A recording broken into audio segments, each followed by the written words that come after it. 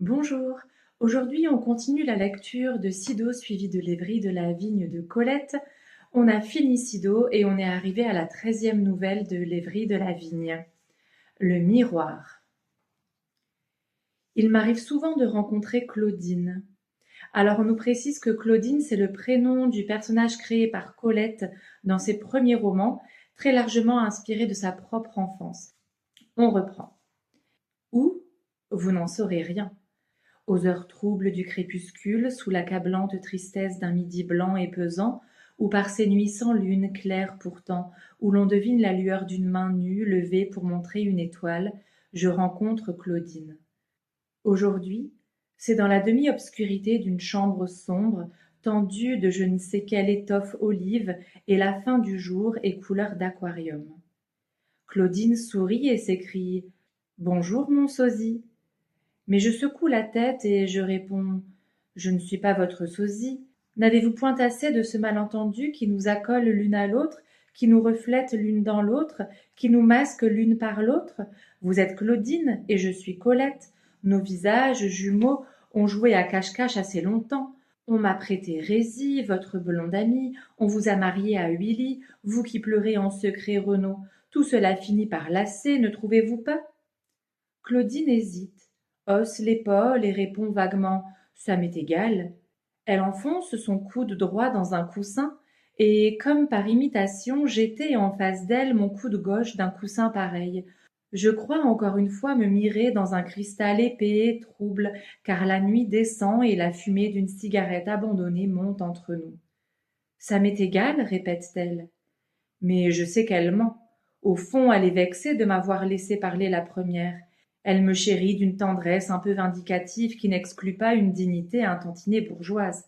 Au nigaud qui nous confonde de bonne foi et la complimente sur ses talents de mime, elle répond raide « Ce n'est pas moi qui joue la pantomime, c'est Colette ».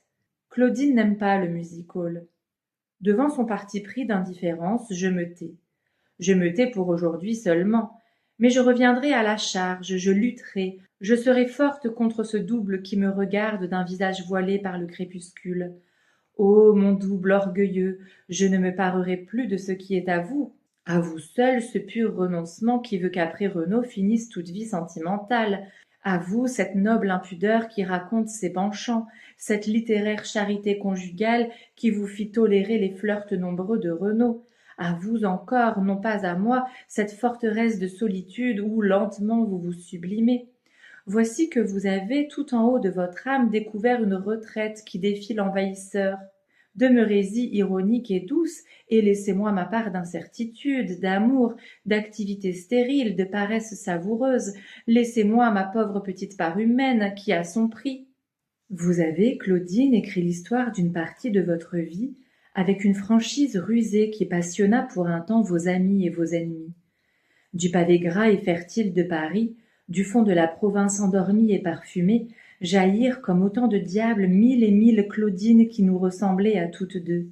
Rondes criardes de femmes enfants, court vêtues, libérées par un coup de ciseau de leur natte enrubannée ou de leur chignon lisse, elles assaillirent nos maris grisés, étourdis, éblouis. Vous n'aviez pas prévu, Claudine, que votre succès causerait votre perte. Hélas, je ne puis vous en garder rancune, mais n'avez-vous jamais, continuai-je tout haut, souhaité avec véhémence de porter une robe longue et les cheveux en bandeau plat?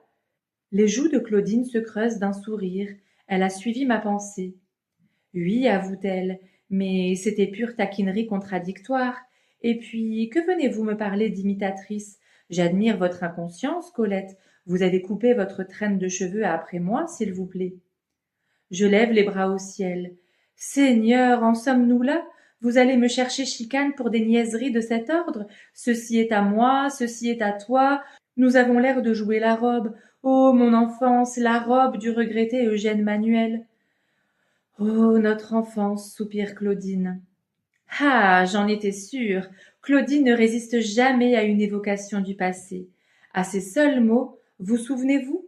Elle se détend, se confie, s'abandonne toute. À ces seuls mots, vous souvenez-vous? Elle incline la tête, les yeux guetteurs, l'oreille tendue comme vers un murmure de fontaines invisibles. Encore une fois, le charme opère. Quand nous étions petites, commence-t-elle, Mais je l'arrête. Parlez pour vous, Claudine. Moi, je n'ai jamais été petite. Elle se rapproche d'un sursaut de reins sur le divan, avec cette brusquerie de bête qui fait craindre la morsure ou le coup de corne. Elle m'interroge, me menace de son menton triangulaire. Quoi? Vous prétendez n'avoir jamais été petite? Jamais. J'ai grandi, mais je n'ai pas été petite. Je n'ai jamais changé. Je me souviens de moi avec une netteté, une mélancolie qui ne m'abusent point. Le même cœur obscur et pudique, le même goût passionné pour tout ce qui respire à l'air libre et loin de l'homme, arbres, fleurs, animal peureux et doux, eau furtive des sources inutiles. La même gravité, vite muée en exaltation sans cause. Tout cela, c'est moi enfant et moi à présent. Mais ce que j'ai perdu, Claudine, c'est mon bel orgueil, la secrète certitude d'être une enfant précieuse, de sentir en moi une âme extraordinaire d'homme intelligent, de femme amoureuse, une âme à faire éclater mon petit corps. Hélas, Claudine, j'ai perdu presque tout cela, à ne devenir après tout qu'une femme. Vous vous souvenez du mot magnifique de notre ami Calliope à l'homme qui l'a supplié? Qu'avez-vous fait de grand pour que je vous appartienne? Ce mot-là, je n'oserais plus le penser à présent, mais je l'aurais dit quand j'avais 12 ans. Oui, je l'aurais dit. Vous n'imaginez pas quelle reine de la terre j'étais à 12 ans. Solide, la voix rude, deux tresses trop serrées qui sifflaient autour de moi comme des mèches de fouet, les mains roussies, griffées, marquées de cicatrices, un front carré de garçon que je cache à présent jusqu'aux sourcils. Ah, que vous m'auriez aimé quand j'avais 12 ans, et comme je me regrette. Mon sosie sourit d'un sourire sans gaieté, qui creuse ses joues sèches, ces joues de chat où il y a si peu de chair entre les tempes larges et les mâchoires étroites. Ne regrettez-vous que cela, dit-elle? Alors je vous envierai entre toutes les femmes. Je me tais, et Claudine ne semble pas attendre de réponse. Une fois encore, je sens que la pensée de mon cher sosie a rejoint ma pensée, qu'elle l'épouse avec passion, en silence. Jointe, ailée, vertigineuse, elle s'élève comme les doux hiboux veloutés de ce crépuscule verdissant. Jusqu'à quelle heure suspendront-elles leur vol sans se disjoindre au-dessus de ces deux corps immobiles et pareils dont la nuit lentement dévore les visages? En marge d'une plage blanche 1, en baie de Somme, pour Ernest Leblanc. Ce doux pays, plat et blond, serait-il moins simple que je l'ai cru d'abord? J'y découvre des mœurs bizarres. On y pêche en voiture, on y chasse en bateau. Allons, au revoir, la barque est prête. J'espère vous rapporter ce soir un joli rôti de bécassines. Et le chasseur s'en va, encaqué dans son ciré jaune, le fusil en bandoulière. Mes enfants, venez vite, voilà les charrettes qui reviennent, je vois les filets tout pleins de limandes pendues au brancard. Étrange pour qui ignore que le gibier s'aventure au-dessus de la baie et la traverse, du Hourdel au Crotoy, du Crotoy à Saint-Valery. Étrange pour qui n'a pas grimpé dans une de ces carrioles à larges roues qui mènent les pêcheurs tout le long des 25 kilomètres de la plage à la rencontre de la mer. Dimanche, train de plaisir, il pleut, mais ça n'empêche rien. Une famille parisienne s'aventure sous la brume fine que vaporise le ciel jusqu'auprès de ma villa solitaire. La mer est haute, paresseuse et plate, couleur de fer blanc. Monsieur mouille ses guêtres lacées, madame ses souliers de daim gris à talons Louis XV, mademoiselle arbore le panama de la saison, 6,90, dont le voile pendant se trempe. Monsieur porte en outre un Norfolk suit genre anglais et un fusil. Les mouettes imprudentes miaulent et tournoient. Lucie, crie-t-il, tu vois celle-là? Nez en l'air, la main à la nuque pour maintenir le chapeau, madame et mademoiselle voient celle-là. Pan! Elles attendent les yeux clignés que la mouette tombe. Mais aucune des mouettes, suspendues sans doute à des fils solides, ne se décroche. Attends, Lucie, tu vois celle-là? Jusqu'à l'heure du départ, train de 5h45, monsieur menacera les mouettes d'un fusil qui ne connaît pas le découragement. Beau temps. On a mis tous les enfants à cuire ensemble sur la plage. Les uns rôtissent sur le sable sec, les autres mijotent au bain-marie dans des flaques chaudes. La jeune maman, sous l'ombrelle de toile rayée, oublie délicieusement ses deux gosses et s'enivre les joues chaudes d'un roman mystérieux, habillé comme elle de toile écrue. « Maman! Maman, dis donc, maman! » Son gros petit garçon, patient et têtu, attend, la pelle au doigt, les joues sablées comme un gâteau. « Maman, dis donc, maman !» Les yeux de la liseuse se lèvent enfin, hallucinés, et elle jette un petit aboiement excédé. « Quoi? Maman, Jeannine est noyée! Qu'est-ce que tu dis? Jeannine est noyée, répète le bon gros petit garçon têtu. Le livre vole, le pliant tombe. Qu'est-ce que tu dis, petit malheureux? Ta sœur est noyée? Oui, elle était là tout à l'heure, elle n'y est plus, alors je pense qu'elle est noyée. La jeune maman tourbillonne comme une mouette et va crier quand elle aperçoit la noyée au fond d'une cuve de sable où elle fouille comme un ratier. Jojo, tu n'as pas honte d'inventer des histoires pareilles pour m'empêcher de lire? Tu n'auras pas de chou à la crème à 4 heures. Le bon gros écarquille des yeux candides. Mais c'est pas pour te caquiner, maman. Jeannine n'était plus là, alors je croyais qu'elle était noyée. Seigneur, il le croyait, et c'est tout ce que ça te faisait. Consternée, les mains jointes, elle contemple son gros petit garçon par-dessus l'abîme qui sépare une grande personne civilisée d'un petit enfant sauvage. Mon petit Bull a perdu la tête. Aux trousses du bécasseau et du pluvier à collier, il s'arrête, puis part follement, s'essouffle, plonge entre les joncs, s'enlise, nage et ressort bredouille, mais ravi et secouant autour de lui une toison imaginaire. Et je comprends que la mégalomanie le tient et qu'il se croit devenu épagneul. La religieuse et le chevalier Pied-Rouge devisent avec l'arlequin. La religieuse penche la tête, puis court, coquette, pour qu'on la suive et pousse de petits cris. Le chevalier Pied-Rouge, botté de maroquin orange, siffle d'un air cynique, tandis que l'arlequin, fuyant et mince, les épie. Ô lecteurs vicieux qui espérez une anecdote dans le goût grivois et suranné, détrompez-vous, je vous conte seulement les ébats de 3 jolis oiseaux de marée. Ils ont des noms charmants, ces oiseaux de la mer et du marécage, des noms qui fleurent la comédie italienne, voire le roman héroïque, comme le chevalier combattant, ce guerrier d'un autre âge, qui porte plastron et collerette hérissée et cornes de plumes sur le front. Plastron vulnérable, cornes inoffensives, mais le mal ne ment pas à son nom, car les chevaliers combattants s'entretuent sous l'œil paisible de leurs femelles, harem indifférent, accroupis en boule dans le sable. Effilé, dégoûté, l'avocette marche haut la patte, soucieux de son petit habit si net, bien taillé, noir et blanc. Mais ses bottes bleuâtres gâtent d'une note douteuse toute la mise distinguée. Ce n'est pas Brumelle, c'est Bonnie de Castellane.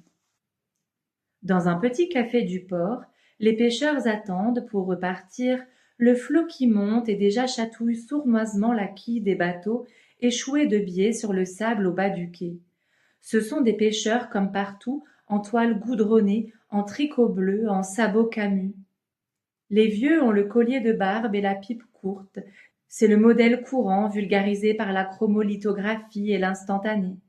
Ils boivent du café et rient facilement, avec ces clairs yeux vides de pensée qui nous charment, nous autres terriens.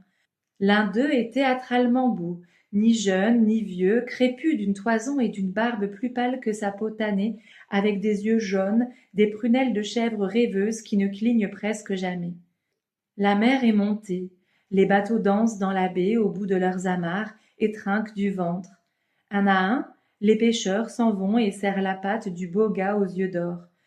À revoir, Canada.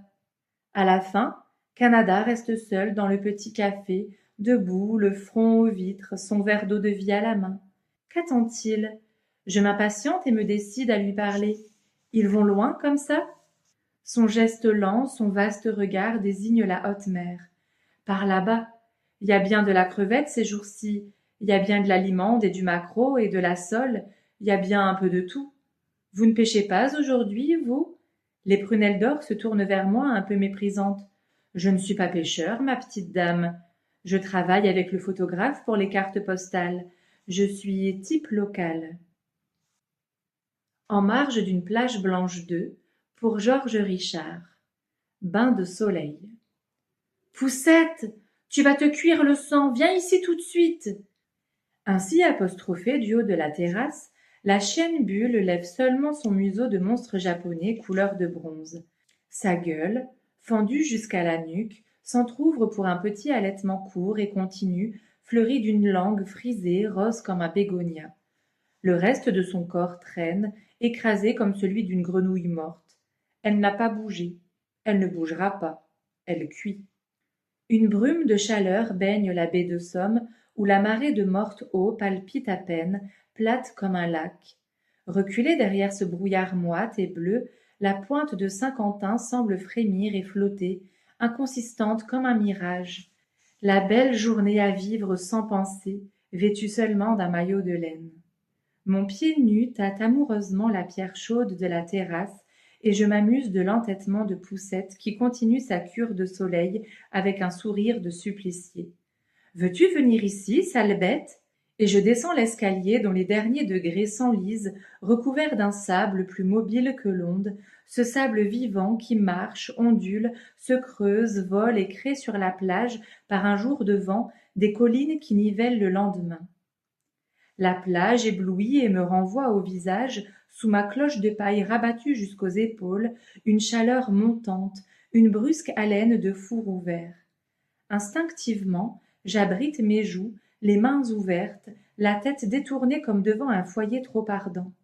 Mes orteils fouillent le sable pour trouver, sous cette cendre blonde et brûlante, la fraîcheur salée, l'humidité de la marée dernière.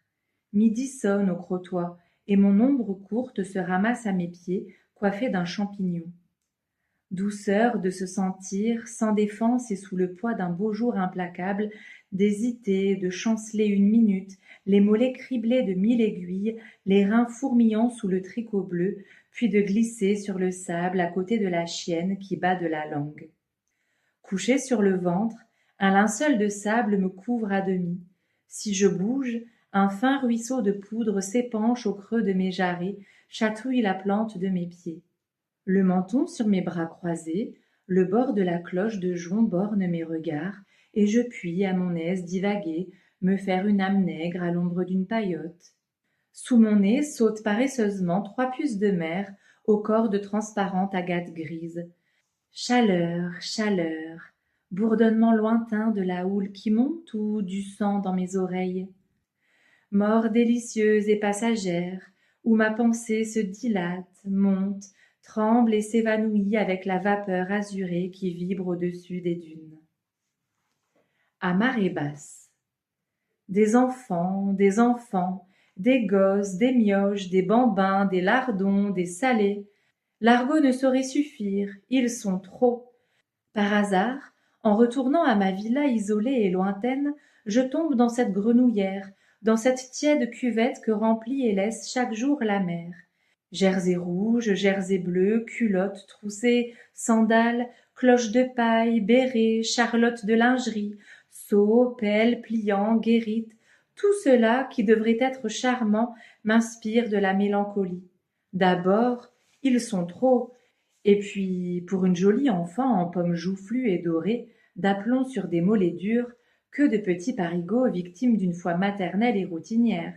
La mer, c'est si bon pour les enfants. Ils sont là, à demi nus, pitoyables dans leur maigreur nerveuse, gros genoux, cuisseaux de grillon, ventre saillant. Leur peau délicate a noirci en un mois jusqu'au marron cigare. C'est tout et ça suffit. Leurs parents les croient robustes, ils ne sont que teints. Ils ont gardé leurs grands yeux cernés, leurs piètres joues.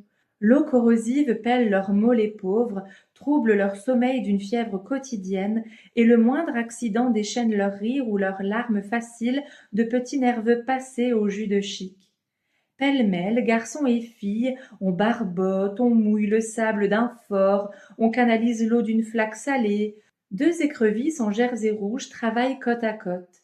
Frères et sœurs du même blond brûlé, peut-être jumeaux de 7 à 8 ans. Tous deux, sous le bonnet à pompons, ont les mêmes yeux bleus, la même calotte de cheveux coupés au-dessus des sourcils. Pourtant, l'œil ne peut les confondre, et, pareil, ils ne se ressemblent pas. Je ne saurais dire par quoi la petite fille est déjà une petite fille. Les genoux gauchement et fémininement tournés un peu en dedans, quelque chose dans les hanches à peine indiqué s'évase plus moelleux avec une grâce involontaire. Non, c'est surtout le geste qui la révèle. Un petit bras nu, impérieux, commente et dessine tout ce qu'elle dit. Elle a une volte souple du poignet, une mobilité des doigts et de l'épaule, une façon coquette de camper son poing au pli de sa taille future. Un moment, elle laisse tomber sa pelle et son seau, arrange je ne sais quoi sur sa tête.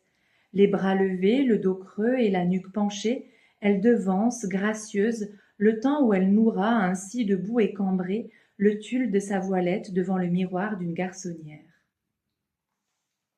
Forêt de Crécy. Ce pays plat de Picardie m'effare. Sur la route empierrée de porphyre bleuâtre, polie et dure, néfaste aux pneumatiques, qui serpente, revient sur elle-même, tourne en courbe traîtresse derrière un bouquet d'ormes, l'automobile s'essouffle, brise son élan, s'arc-boute sur ses freins, gagne à la main comme une bête rainée trop court. Un peu de vertige me prend, avec la sensation de virer inutilement, de n'aller nulle part. Nous arrivons pourtant à la forêt de Crécy, massive, colossale et majestueuse, imprévue dans ce pays banalement frais, comme une cathédrale au milieu d'une basse-cour. À la première haleine de la forêt, mon cœur se gonfle. Un ancien moi-même se dresse, tressaille d'une triste allégresse, pointe les oreilles avec des narines ouvertes pour boire le parfum. Le vent se meurt sous les allées couvertes, où l'air se balance à peine, lourd, musqué. Une vague molle de parfum guide les pas vers la fraise sauvage, ronde comme une perle, qui mûrit ici en secret, noircit, tremble et tombe, dissoute lentement en suave pourriture framboisée dont l'arôme enivre, mêlé à celui d'un chèvrefeuille verdâtre, poissé de miel, à celui d'une ronde de champignons blancs. Ils sont nés de cette nuit et soulèvent de leur tête le tapis craquant de feuilles et de brindilles. Ils sont d'un blanc fragile et mat de gants neufs, emperlés, moites comme un nez d'agneau. Ils embaument la truffe fraîche et la tubéreuse. Sous la futaie centenaire, la verte obscurité solennelle ignore le soleil et les oiseaux. L'ombre impérieuse des chênes et des frênes a banni du sol l'herbe, la fleur, la mousse et jusqu'à l'insecte. Un écho nous suit, inquiétant, qui double le rythme de nos pas. On regrette le ramier, la mésange, on désire le bon roux d'un écureuil ou le lumineux petit derrière des lapins. Ici la forêt, ennemie de l'homme, l'écrase. Tout près de ma joue, collé au tronc de l'orme où je m'adosse, dort un beau papillon crépusculaire dont je sais le nom, l'ichéné. Clos, allongé en forme de feuille, il attend son heure. Ce soir, au coucher du soleil, demain, à l'aube trempée, il ouvrira ses lourdes ailes bigarrées de fauve, de gris et de noir. Il s'épanouira comme une danseuse tournoyante, montrant deux autres ailes plus courtes, éclatantes, d'un rouge de cerise mûre barré de velours noir. Dessous voyant, juponnage de fête et de nuit, qu'un manteau neutre durant le jour dissimule.